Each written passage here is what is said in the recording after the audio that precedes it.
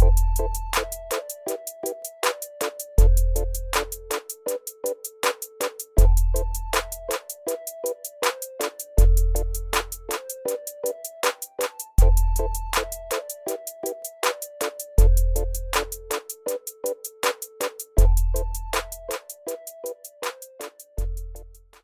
you want to do your? Because this is how we're gonna do it. So, okay. So we have like. We're still trying to work out how we do interviews. That's fair. No, I think we have it like down. So like we both have different set of ways of like interviewing, and so she's gonna take over like the part where it's talking about like mental health and mental illness, and I'm just gonna do like the general stuff. What do you do? My name is Georgia Loewen. I go by the handle the Consulting Crocheter on most social media. And what I do is I do crochet art, I guess. And what I mean by that, it's a mix of stuff. I do mostly crochet dolls, like little amigurumi, small little dolls. I do some scarves and hats as well. And along with that, I also do cosplay, so like the handmade comic, video game, anime-related costumes. That's awesome. Yeah. Why Consulting Crocheter? That was I started crocheting when I was super into Sherlock Holmes and Babysitter Sherlock, and I was like, he's like the consulting detective, and then Jim Moriarty is the consulting criminal, and I was like, I want a cool alliteration name too, so I was like, Consulting Crocheter. And that's also partly because I want to spread the knowledge and skill of crocheting around, because it's kind of a dying art almost, because it's typically little old grandmas do it, and there's not an immense amount of younger people doing it. So I was like, I kind of want to teach people and spread it around. Yeah. How did you get into it? I got into it. My sister is actually the one who started crocheting, because my grandma taught her one day, and I was like. Then she went over to my grandma's house another day, and I was like, I'm not doing anything today, might as well go too. So my grandma taught me and my sister how to crochet, and I just sort of really ran with it. I really liked it. And do you want to give some examples of the stuff that you made before? What's the first thing you made? First thing I made, it was from this crochet pattern book called Yumigurumi, and it was a little piece of bacon. Yeah, it was a whole book of crochet patterns for little food, and I was like, that's really cool. That's so cute. Yeah, I'd really like to get back to working from that book, because it was really fun. They have all kinds of little foods, stir fry and rice and stuff. It was so cute. Did you have to noodles? Crochet the noodles? Yeah, basically. It was really cute. So where do you get your inspiration for creating art? Inspiration from me mostly comes from pop culture, so a lot of comic books. I like to crochet my favorite comic book heroes, so a lot of Marvel, but now some DC heroes as well.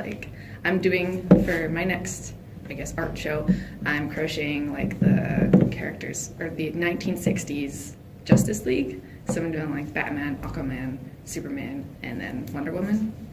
Yeah, and the 1960s designs from the cartoons. How long does that take you to make? Let's just see, if I can work all day long, I can get about 2 or 3 dolls done, fully done, because I don't have a life, so I just do that all day. And you're doing an art show? Yeah, I'm selling at this convention called FanQuest. It's June 23rd, 24th at Red River College in the downtown campus. Yeah, so I usually just sell at these comic conventions. C4 is a big one for me in October, but I also like to do the smaller conventions like FanQuest. Yeah, those are the major ones that I do. Do you find that you have a particular amount of people who know who you are, or your fans when you go to those places? There are certain people that have sort of said to me oh, I really want to collect your dolls. Some of them are friends. My friend Emily, she really likes buying stuff from me. And I also have a friend, Angela, who goes by @the Foam Queen on Instagram. She's big in the cosplaying scene. She buys a lot of my dolls too. But it's sort of some regular customers, but some new customers sometimes. Found parents like to buy them for their kids, because I make them so that they're kid friendly, so that kids can't pull the eyes out and choke on them and stuff. I don't use buttons, I use crocheted circles.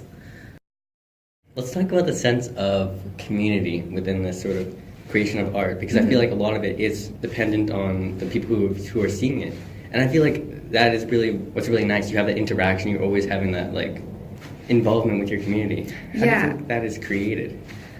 Most recently, I feel like there's a really strong connection within the artists that sell at these conventions, particularly the icon crowd. I met this artist at C4 last October, Christopher Benson. He goes by Mog Stomp on Instagram. He's really nice, and he's really in touch with the like local artist scene. So he's created this like big Facebook group chat where we're all in there and like sharing just like tips and tricks and like just talking about art, and that's really fun. So there's a lot of community there that I really like. Yeah. What about the idea of using other people's communities, sort of like using those niches that you have when you're using like pop culture and then you're using like comic book culture, and how does that work?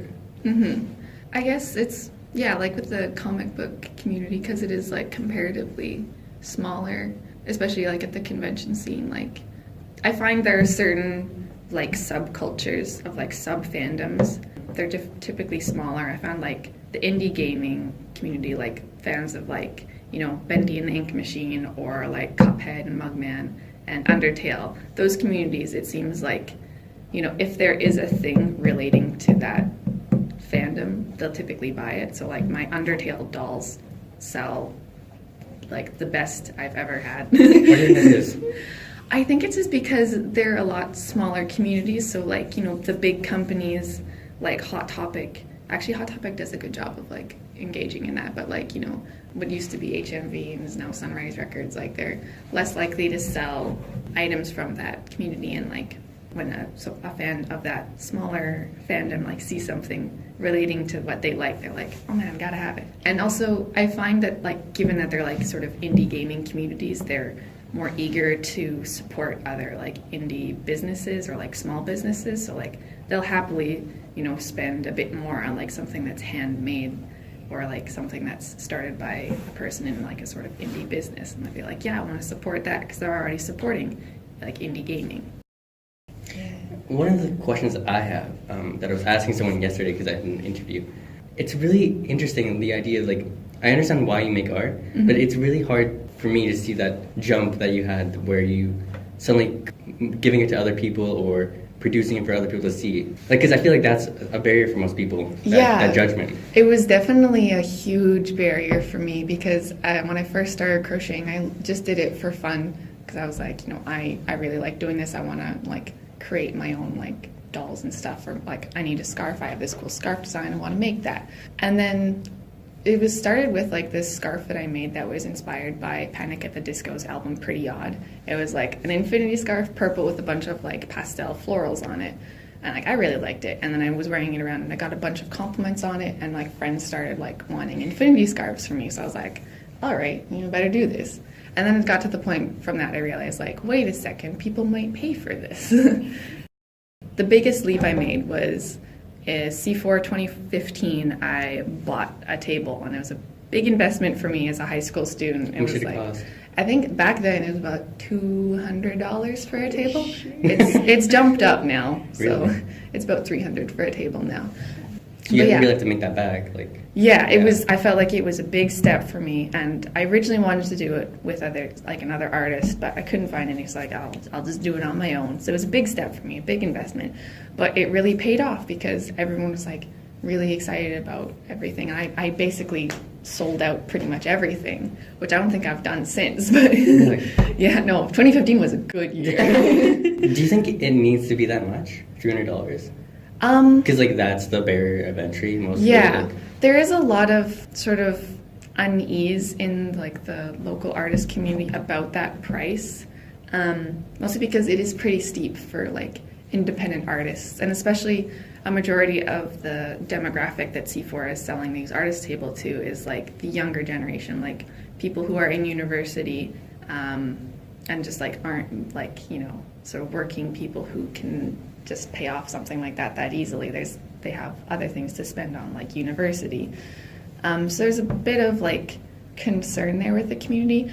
I understand why like convention companies need to price them that high because they do have to pay off, for like guests and spaces and stuff. But yeah, I find to sort of get around that, I like to partner with other artists. I usually split a table like for the upcoming C4, I'm splitting it with Christopher Benson, the artist I mentioned before, and we're going to work together on selling stuff at a table together. But I also like to sort of split tables with more up-and-coming artists or like people who are just starting out, just to sort of like give them the same sort of experience and introduction that I had my first year selling. Like, this is like what it's like. Here's how you can like sell stuff, but not have as much of a monetary investment as I did my first year, because that was really concerning for me. That's actually really interesting, because one of the things that I'm really interested in starting this page is that idea of starting, because I feel like there are a lot of artists who are starting, and then they find that barrier where they don't know where to go from there. Yeah, or so, even monetary barrier. Yeah, like, I don't have the money to like, do a show just myself. I need help. So my question is like, what advice would you give to an artist that's starting or wants to start? I would say networking is really important, and like connecting with the community and stuff. Like, I found networking, especially at like stuff like conventions, it's like very important, because my first year selling at C4, I networked myself into a deal with this local business called Unique Bunny. So now I provide sort of like some crocheted dolls and stuff for them. Oh, wow. And I've also expanded, and I also partner with another local store called Strange Things Emporium, do the same thing for them. Sort of different demographics though. With Unique Bunny, I do more like Pokemon and anime stuff, and then Strange Things Emporium is mostly like comics. Do you want to talk about how you go about doing that? Do you just reach out and through email? Or? They sort of with both cases, Unique Bunny and Strange Things, the owners approached me and was like, if you're interested in like consignment or selling with us, like, let us know, we'd love to have you. And then sort of like, I had that initial invitation, and then it was on me to sort of like connect with them and being like, here's what I imagine this partnership is going to be like. What do you think is a good idea? And there's a lot of sort of negotiating, and like it's going really well.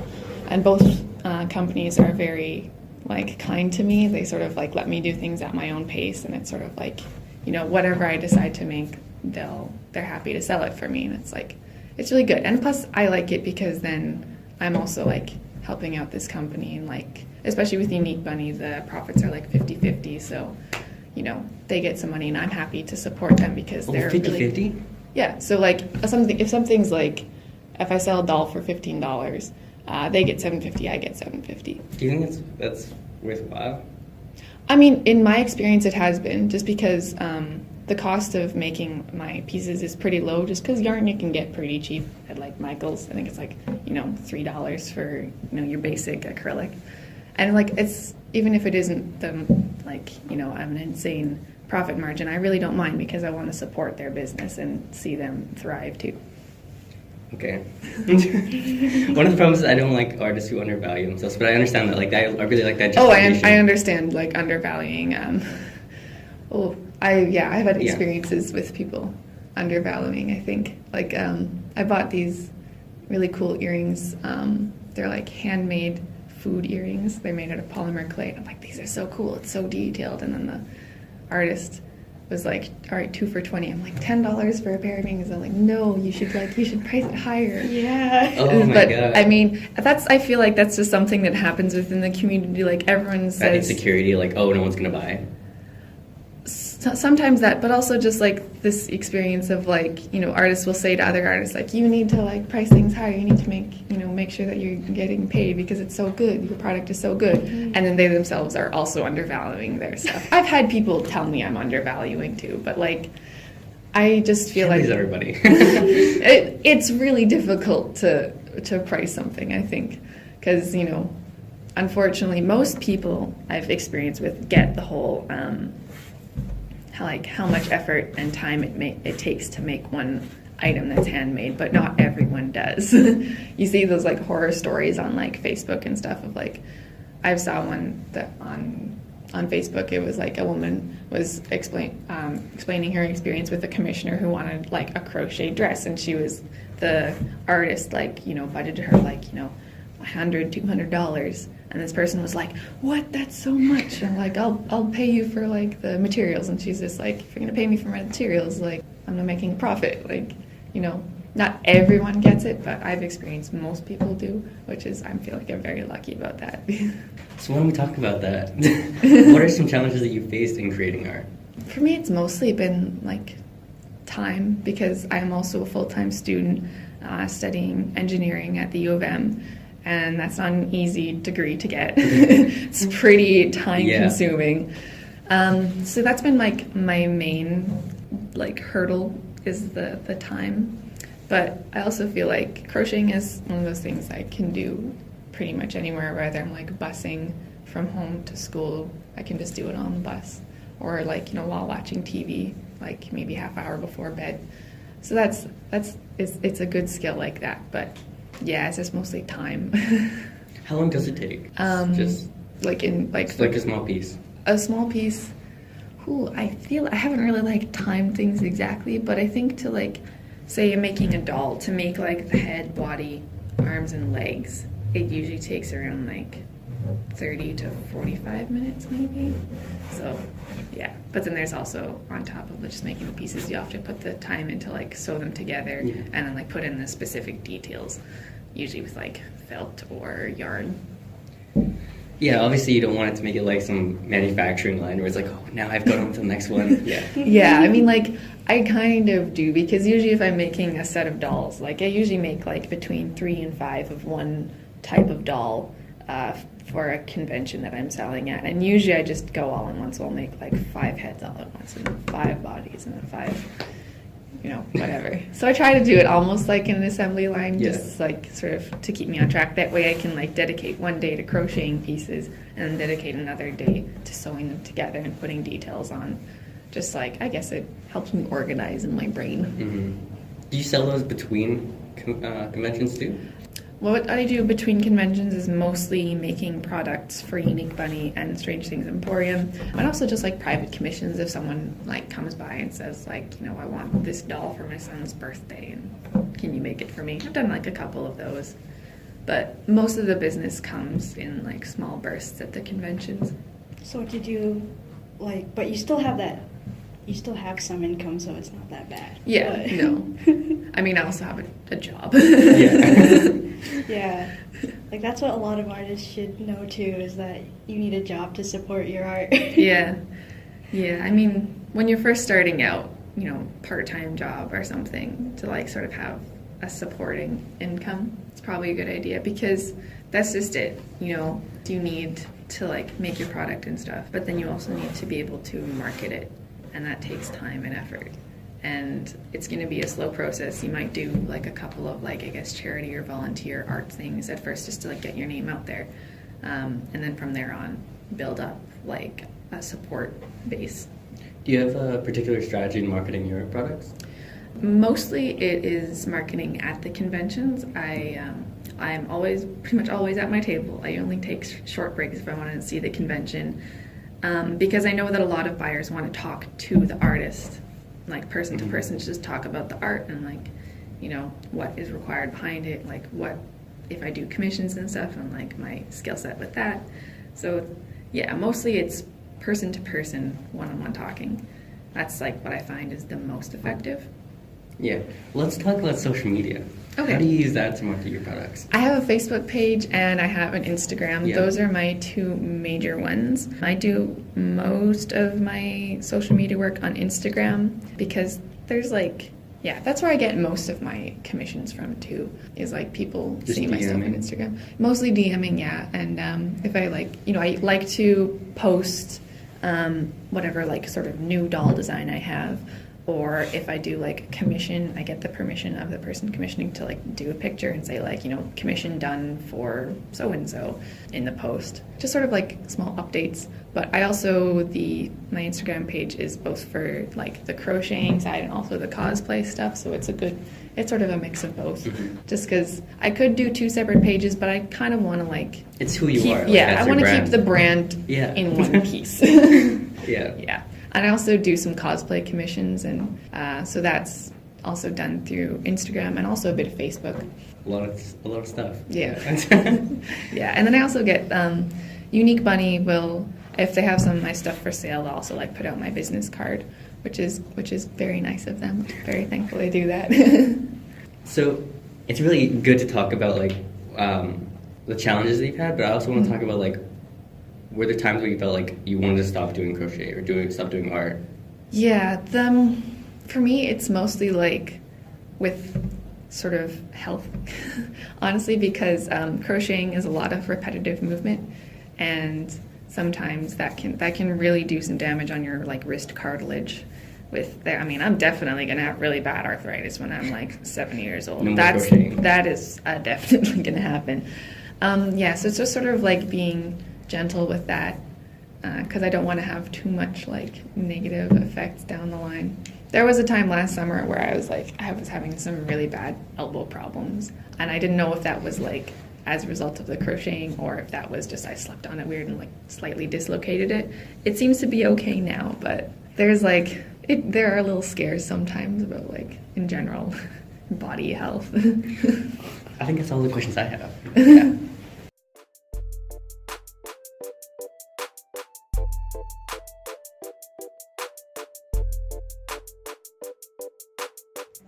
Nitty gritty. Oh boy. Lay back. Mental illness. I think it's something that more people should talk about and not see as a taboo, because everyone, well, I think anyways, and like a lot of people face mental illness. Yeah. And they need to be comfortable talking about it. Yeah. It's really hard to talk about it. Yeah, or even something that like my counselor told me is like mental health. Everyone has it. It's just a matter of like if it's good mental health or bad mental health. It's just a thing that exists. Have you of them? It was as a counselor through Recovery of Hope. They have an office on Pembina. So how has crocheting helped you cope with mental illness? Yeah, so what I struggle with the most with mental illness is a lot of anxiety, like social anxiety or just, anxiety about random things that happen. And especially like in high school and stuff, and even the first year of university, it was like an immense amount of anxiety before exams, just because I felt like there was so much pressure on me, especially in high school, to do well. So I found that crocheting really helped me relax, because it was just this small repetitive movement I could focus on to get my mind to do something else. And with me, anxiety shows itself through like feeling very jittery, and I feel like to sort of help combat that, I need something to like keep my hands focused and steady and do something. So I found that really helped. And I have a couple of other friends who I found it's the same sort of thing. I don't know if there's like maybe some sort of study on this, but I have 2 other friends who are also super into crocheting, and they also struggle a lot with anxiety. So I feel like there is a sort of connection there. Yeah, it's good to have something to distract you. Like, I feel like I'm the same. Or even though. just like anchor me to like the moment. Yeah. and it's nice too because you have that like creative outlet too. So Yeah. like you're creating something. I mean, for me, it's been slightly improved because I have been going to counseling, and I've been seeing a psychologist and stuff. So it's not as bad as it used to be, but it's for some exams, like especially with like the harder stuff, like I struggle with math and calculus. I hate calculus. So like when I was doing the calculus courses in university, those are like the really stressful ones for me. So I usually like brought along some crocheting just to like focus before the exam. What advice would you give to other people facing mental illness or anxiety? Like what tips or tricks would you suggest to them? Tips or tricks? Is there anything that your counselor said? My counselor, actually, she gave me a really good app recommendation called, I believe it was Stop, Breathe, Think. And it was like a meditation app that will get you to sort of focus your energy and sort of stay present in the present moment and just really help you meditate and relax. And that one has, even some days when I was just feeling randomly very jittery and I didn't even know what I was anxious about, I just felt anxious.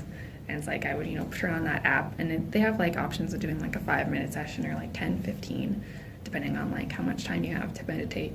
And yeah, just sort of stop and breathe and think and sort of relax yourself a bit. So that was really helpful for me. But also in general, just find something to sort of anchor you. For me, that's crocheting. For other people, that might be different things, depending on the specifics of how your anxiety works.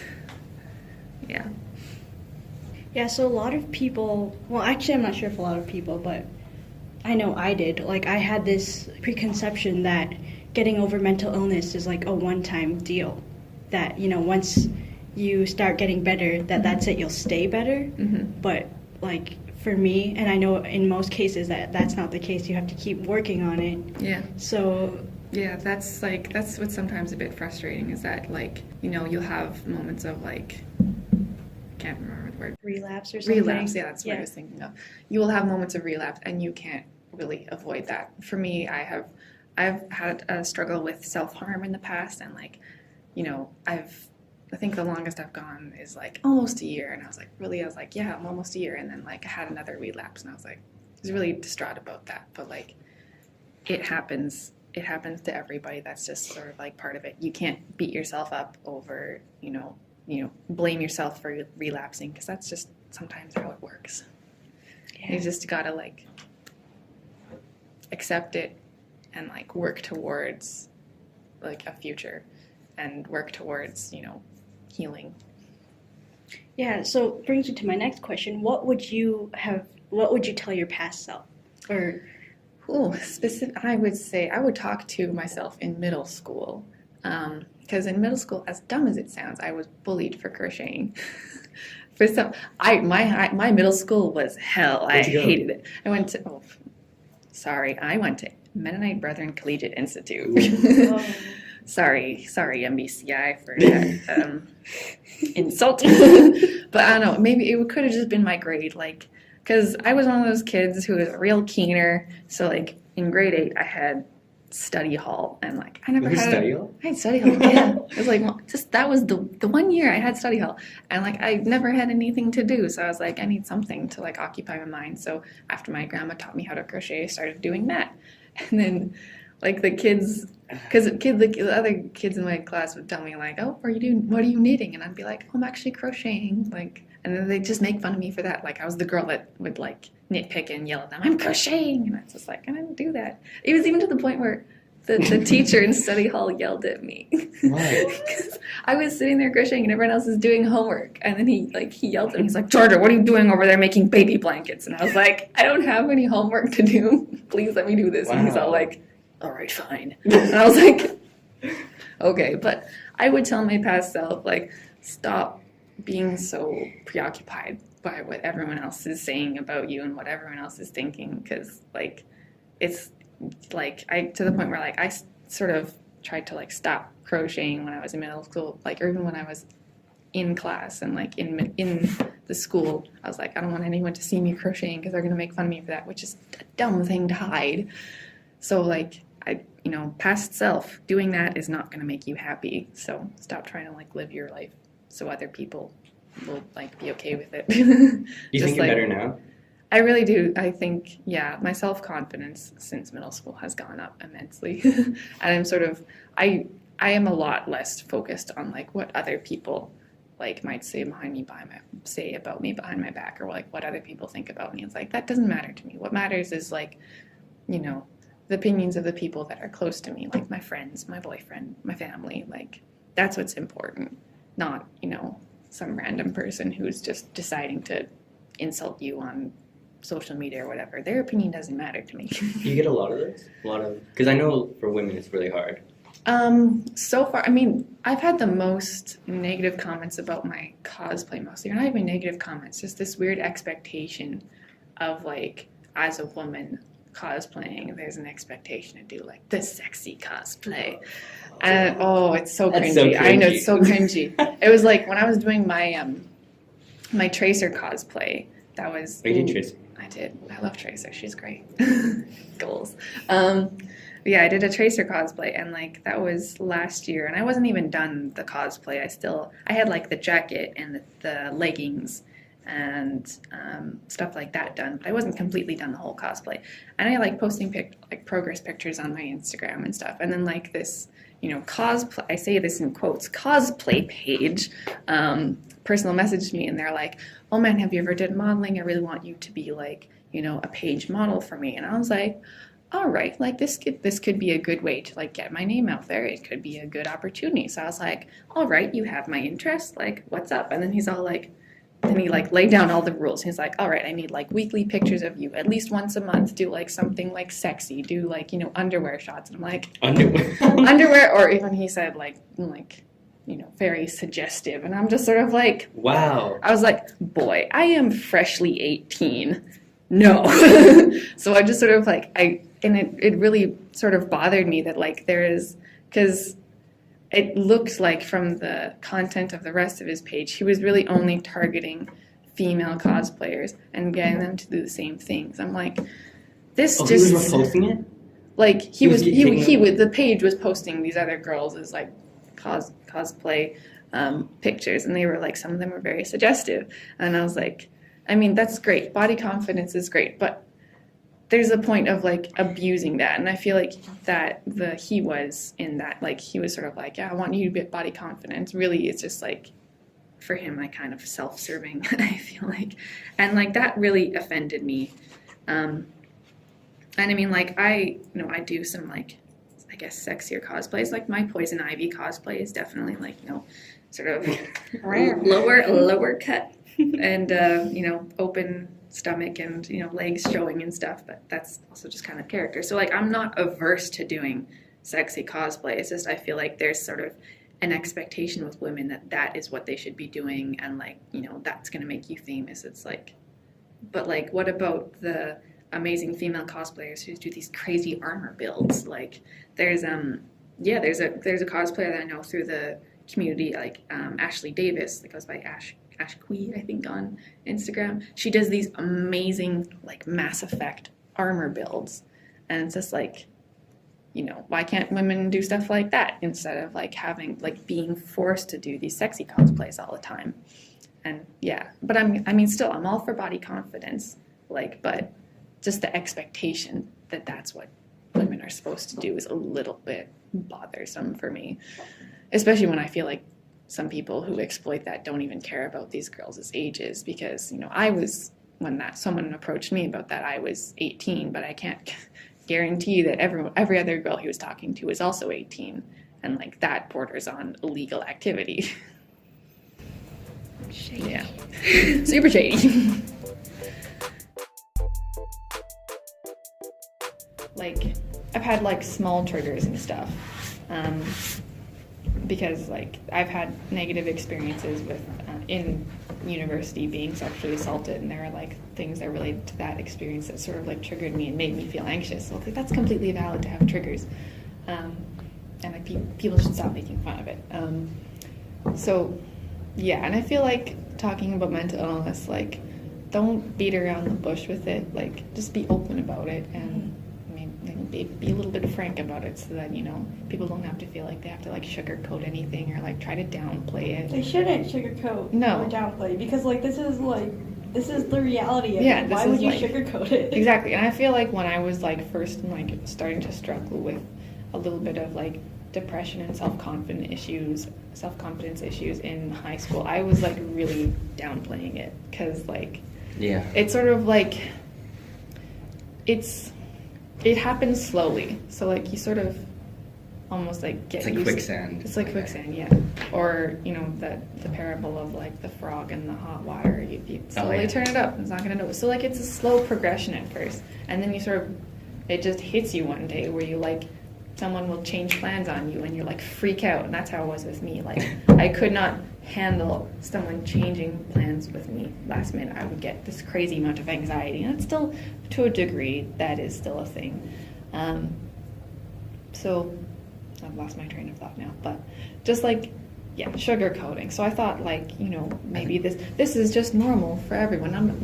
My parents maybe didn't quite understand to the extent, but they very much were just like, my mom especially was very much like, well, I had anxiety when I was younger too, like, and I got by, without help. And I'm sort of like, I understand you're trying to help, but maybe it's not the same kind of anxiety, because it's different for everybody.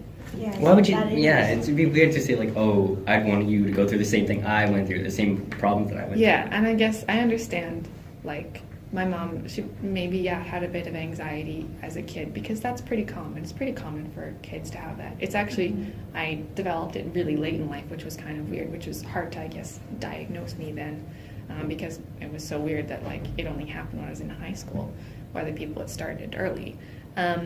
So yeah, like she had it, anxiety when she was younger, but it wasn't quite, I guess, the same anxiety, because it's different for everybody. Or like the same intensity even. Or the same intensity, yeah. And it's sort of like, and for me, like the anxiety and depression kind of work together. Like one would feed the other.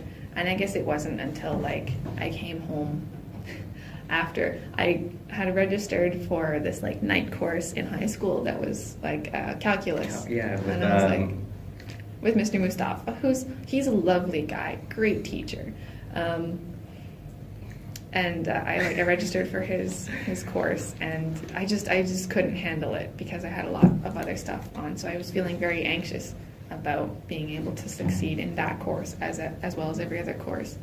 And yeah, you were taking another university course at that yeah, I was taking also philosophy, and like around the time that the calculus was starting, I had to start preparing for my philosophy final paper, which was like, that was kind of difficult.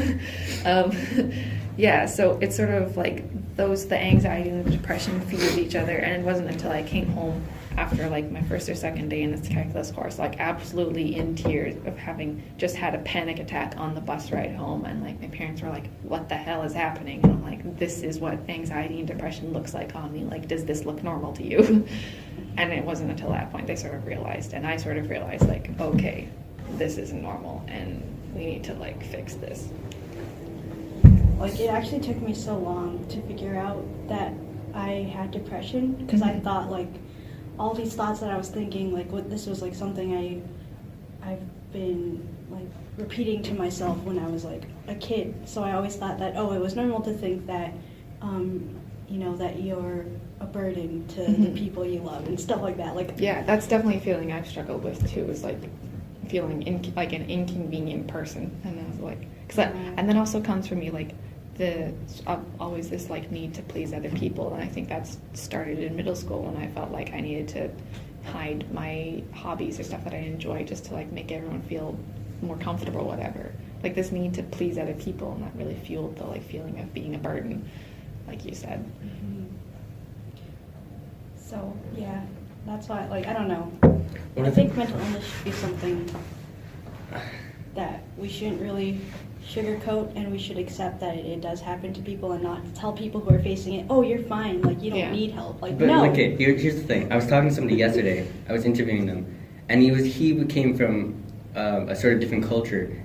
He was a foreign exchange student, and he came from that culture where it wasn't really a sort of a discussion, and so he was really thrown into it, and he didn't really know how to react, and so I think that was his sort of fail-safe. So what would be your advice for someone who is trying to support somebody with mental illness? For someone who's trying to support like a friend with mental illness or something, I would say just like be supportive, listen to them, because sometimes part of it for the person struggling with mental illness and like dark thoughts and dark feelings, like it's just so much bottled up inside that they just need someone to like listen to them. And that's why, I mean, when I went to go see a counselor, that was mostly what that was about. I just needed someone to hear me and like feel like I was being heard. So I feel like being a good listener and supporting them, and like if you feel like they're going to a very dark place, don't be afraid to tell someone who can help them. Like when I was in high school, I was going through some like very dark thoughts and like very dark period, and I like made a post about it on like my Tumblr, and I like made like this really dark post, and I was talking even about like suicidal thoughts or like self-harm and stuff, and I guess one of my friends saw it and then told the counselor. So then at school, like a counselor like talked to me, and she's like, are you okay? Like, is everything okay? I heard like you're maybe going through something dark. So it was like, I mean, it was like a little, like, I was a little bit like shook, like, oh man, someone's talking about me behind my back. But it wasn't negative feelings. It was good that they did that, because I needed help, and I didn't know where to go for help, and I didn't know, like, I was feeling very, also I was like self-conscious about that, because again, not believing that it was an issue and needing to sugarcoat it to other people. So I'm glad that, you know, someone did that for me, and I feel like that is important, that if you see your friend going somewhere dark, tell someone who can help them, like school counselor, like maybe their parents, if their parents are open to being supportive and helpful about it, and stuff like that. My main barrier with that was that I just did not know where the hell to go. Also that. Yeah. So, yeah, I was thinking for the page too, we could maybe make a little post about where people can go to get help. Because, like, it got to the point where I was asking people to help me to, like, find a counselor. And they, you know, they would just be like, I have no idea. So I'm like, wow, like... There's like these mythical creatures. They exist out there somewhere, and it's just finding one. Yeah, so... Yeah. And I know for some people there's also like the monetary aspect, because, I mean, therapy, it can be expensive, yeah. I know that my church subsidizes like therapy for the members of our church. So like they were able to pay for some of it. So there's that, you know, if you are enrolled in a university, chances are they have counseling. At U of M they have it. It's not amazing because they only have like maybe like 5 or 7 slots a day, and like there are a lot of students who maybe need some help. So you know, there's that. But I know there's also this whole movement now, like more online counseling, and I think some of that to a degree is like free. And I mean, like, it might be better to talk to someone in person, but if that is not possible for you, like, there are resources online that can also be helpful. I know there's also, like, there are some counselors who do, or therapists who do sliding scales. So, depending on your income, so, like, that's really helpful, too. Yeah. Did you ever have that fear where it was like, because I had that fear where, like, if I get it treated, it's going to be gone. Like, that part of me is going to be gone. I like that. There's definitely, that is a phenomena that, like, if you struggle with it, and one of my favorite artists is Pete Wentz of Fall Out Boy, and he's struggled deeply with depression and stuff like that. And he explained it very well, that, like, you almost start to feel guilty for trying to solve the problem, because you're like, you get so used to it, and like, this is a part of me, and you start to feel guilty when you feel happy. When it starts to be cured, you feel this weird guilt about that. Did you feel that? Sometimes. It was sort of like if I was feeling, you know, if one day I was like really feeling very depressed and feeling very sad, and then the next day I was like feeling happy, I'd be like, wait, should I be feeling this way? And it's just sort of like, you really have to like get over that, and it's just like, oh, of course you should be happy in life. And I know, like, for artists who make art surrounding mental illness, like a lot for singers and stuff, if they, you know, another band that I like, My Chemical Romance, when they first started, they were singing very dark things, and it's sort of like the artists in that band felt like in order to create art, they needed to be in a dark space, and it was sort of like, it was weird, like each of them, the art was fueling the feelings, and the feelings were fueling the art, and it was this weird circle, and it's just like, yes, you made great art out of that, but that's not a healthy state to be in. Like, idea, that's like... Yeah.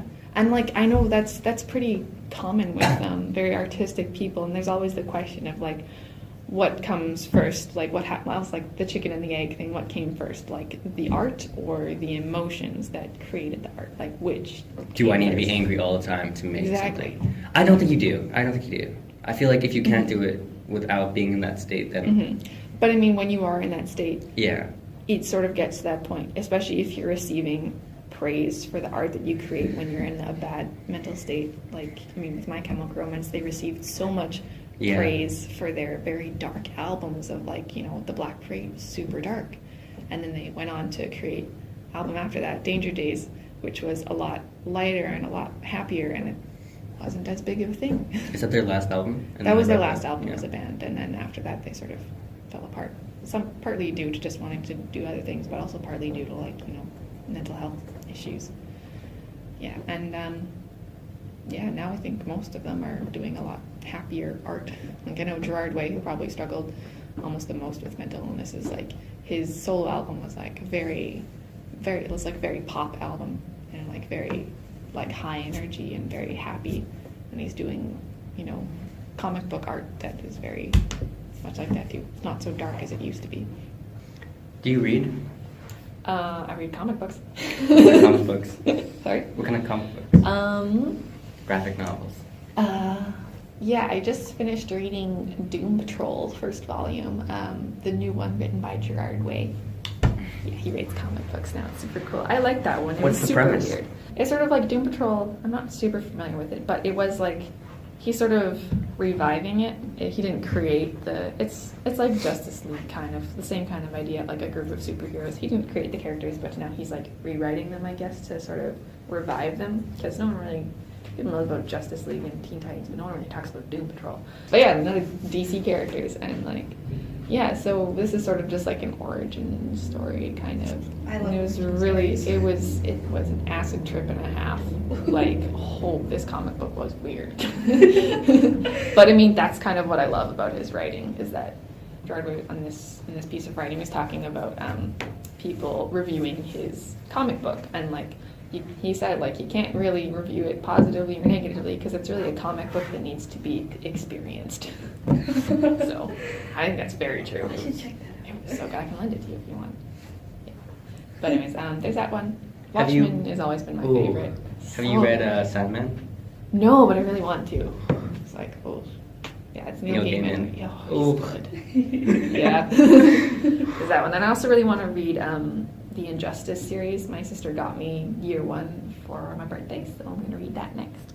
Where do you think you're going to take your art in the future? For the crocheting, I'm really content with where I'm going with it now, like making the dolls and selling them, because like that's just like a fun activity for me. I've always loved dolls. Like when I was a kid, I wanted to design Barbies at Mattel and stuff. Like I really like creating dolls and creating toys and stuff like that. So I'm really content with that. With cosplaying, I'm probably gonna branch more into I'm gonna try out selling cosplay prints from photo shoots and stuff. So I'll be selling those at FanQuest in June. So I'm gonna try out that. But for me, it's mostly just like a creative outlet that I need to express my creative side, because being in engineering, it's mostly like science and math and like very one-sided. And I was like, that's great. I love that. I love math and science, but like I also I need a creative outlet. Yeah, so I like to do that. And maybe with cosplaying, I also really like to get more into doing cosplay commissions, because I feel like I have a really bad habit of like building these cosplays and then never wearing them, or wearing them once. And just sort of like, that's a really big money pit. And that's just because I love sewing and I love the creative process of making these costumes, but I don't always have the opportunity to wear them. So, and I feel like with doing cosplay commissions, I still get the satisfaction of building this big costume build, but then I don't have to worry about being forced to wear it to somewhere because someone else is paying me for it. Yeah, so that's where I'd like to take that sort of stuff. Yeah. I mean, without all the creepy guys, I would say you probably should do modeling. You'd be good at it. I've collaborated with one photographer I met through U of M through this. Actually, I did an art exhibit at U of M. Oh, really? Got to mention that. Yeah, me and 2 friends of mine did like a cosplay art exhibit. So we displayed some cosplay photography, and then each of us also displayed one completed costume. So I displayed my tracer costume, and then for the closing reception, the 3 of us went there in cosplay and like had a nice little closing reception with food and like talking to people. How and big stuff. was the sort of exhibit? It was the student art gallery that's in University Center at U of M. So it's a decent sized space, but I mean it's not like a huge gallery, but it was a good size for us, I think. So I met a photographer there, Danny Shumov. I hope I'm pronouncing his last name right. He's Russian. So yeah, I collaborated with him in March on some just very aesthetic, creative photos outside with the snow and stuff. And I think we'd like to collaborate again in the future. Yeah, so it's mostly like collaborating with photographers like that. What I'd really like to do is collaborate with another local artist and take a comic book character or something and then do an original design of it. I'd really love to do that. That would be super cool. One of the questions that I have, and it's something that I'm really interested in, or something I don't really know an answer to, is how do you deal with other artists that are doing something that you think is wrong? Like when you talk about I don't know, artists who sort of exploit their audience, or Mm-hmm. I don't say it's wrong, but like you wouldn't do it. Yeah, I know there are, I don't know if I'm friends with any of them, but there are some younger cosplayers out there, like 16 or 17, who I guess kind of feel forced to do like these sexy cosplays, and some of them I've seen on Instagram, and I've had friends who have called them out for like, you know, lewding like underage characters or being underage and doing like lewd photos, and it's sort of like, I get that there's the need to do body confidence and stuff, but that is illegal.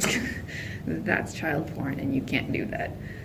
There's also a thing in the cosplay community is this concept of blackfacing. Or that's really, or Is even it an just actual thing? that is an actual thing, or even like the opposite of like light facing. Basically, you know, wanting to, there has to be a balance between, you know, morally correct things and then also being accurate about a character. So there's like some people who, the character Allura from Voltron has darker skin, and there are some cosplayers, some white cosplayers out there who do that character and they darken their skin, and it's just like, I get you want to be accurate, but that's blackface. And a lot of people excuse it because they're like, well, they're not hurting anyone. It's not like it's real blackface because they're not like making fun of people. But like at the end of the day, you're stealing someone else's skin to just wear for a day, and you don't have to deal with like what happens when you live with that skin like every day. I have my best friend Emily. She's a Filipino cosplayer, and like it really bothers her to see people like steal her skin tone and just like use it as a costume. And like, yeah, that's hurtful because, you know, It's not a costume. it's not a costume. And that's just it. And other people in the cosplay community, because there's like comic book characters like Gamora or Poison Ivy or like Starfire who have like unnatural skin tones like orange or green, and people are all like, you know, I guess the blackface excusers are like, look at those characters. People like change their skin tone to be Gamora and stuff. It's like, well, newsflash, no one has like naturally green skin, so you're not stealing someone else's skin tone with that. But like, you know, if you're black as a white or light skinned person, blackfacing, like that's just not okay. Or even the opposite. Some people when cosplaying like anime characters or something will try to like lighten their skin, or you know, there's also eye taping, which some cosplayers do. You like tape your eyes back to make them very really? Asian. Oh my god. It's it's bad. I feel like cosplay is still a really immature or a really new sort of idea. So there's like that idea of sexual assault and stuff like that. There's still sort of everyone sort of working on, you know, what is acceptable and what is not, because it's kind of a new art form. It's you know, I didn't believe it was like the Star Trek community that basically started it with conventions and stuff. And so it's been around for a while, but it's only now like developing and becoming like a mainstream thing. So, you know, people need to, I guess, sort of figure out like where to draw the line. And personally, I feel like the line should be drawn at, don't change your skin tone to be someone else's. Don't alter your face temporarily, like eye taping to, you know, be more accurate. Like, it's okay. Yeah.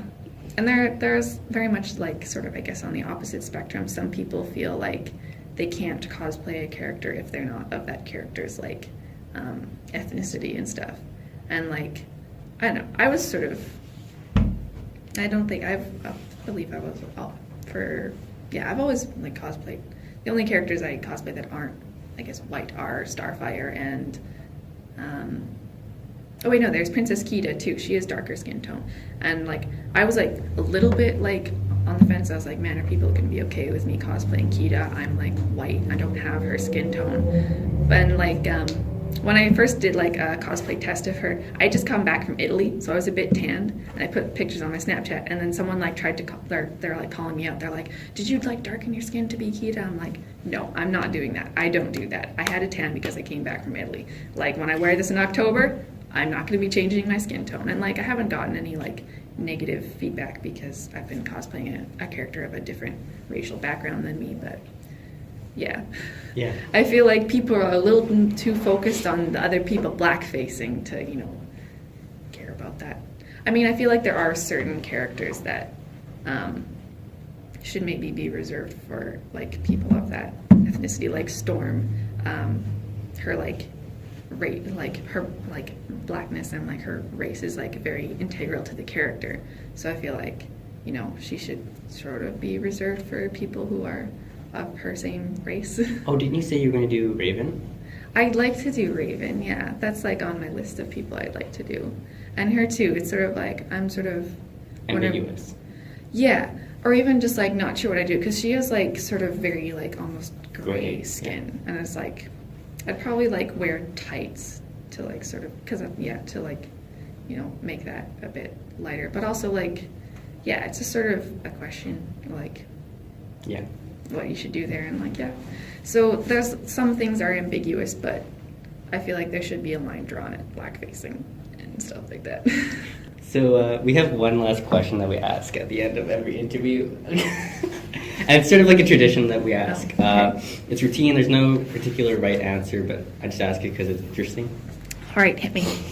Do you believe in true love? Yeah. Yeah. I mean, I believe in true love. I believe, but like, and I believe in the concept of soulmates, but I don't believe in the concept that there is only one soulmate for one singular person, you know? I guess it is just partly because I'm bisexual, so like, I feel like I could have a soulmate who is female, a soulmate who is male, like, you know, kind of, if that kind of makes sense. So you believe there's no one person for you? I guess kind of, yeah. I guess maybe that does come from the whole like multi-gender attraction thing that like, you know, I can't guarantee I can see myself with a woman. I can't guarantee I see myself with a man. It could be either. I don't know. But I do believe in true love. Okay, well, this has been a good interview. That's Thank an you. interesting question. I know. It just hits you out of nowhere. It's good though. Yeah. Yeah, it's a good question. This has been really good. Yeah, thanks guys for having me. It's been fun.